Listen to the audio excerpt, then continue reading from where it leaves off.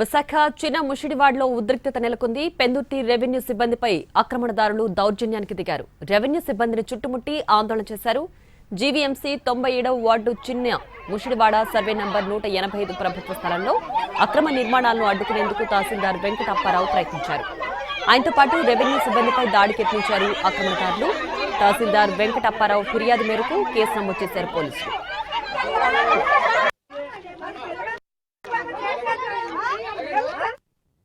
4:30 సమయంలో ఉలగనపాలెంలో రెగ్యులర్గా మాకు ప్రతి మండే పెడుతున్న పీజీఆర్ఎస్ గ్రీవెన్స్ మీద విచారణ నిమిత్తం సంబంధిత విఆర్ఓ రమేష్ నాయుడు విఆర్ఏతో కలిసి ఫీల్డ్ విచారణకి హాజరవడం జరిగింది.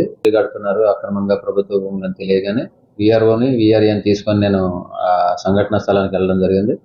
అక్కడ కడుతున్న తాపి మేస్త్రులు కూలోళ్ళందరినీ కూడా బయటికి పంపించేసి మా విఆర్ఓ అండ్ విఆర్ఏ ఇద్దరు కలిసి ఆ లోపలికి వెళ్ళి ఆ గోడ ఇటుకల్ని కడుతున్న ఇటుకల్ని బయటకు తోడుస్తున్నప్పుడు ఆ చుట్టుపక్కల చిన్నపిల్లలు ఉన్నారు, వాళ్ళ మీద పడిందనే అపోహతోటి అక్కడ ఉన్న ఆడవాళ్ళు మగవాళ్ళు పరిగెత్తుకొని వచ్చి మా విఆర్ఏని ఆ లోపల అడ్డుకోవడం జరిగింది. అంతలోకి నేను వెళ్ళి వాళ్ళందరినీ పిలిపించి మాట్లాడినా వినకుండా అల్లరల్లరి చేసి గొడవ చేసి ఉన్నారు.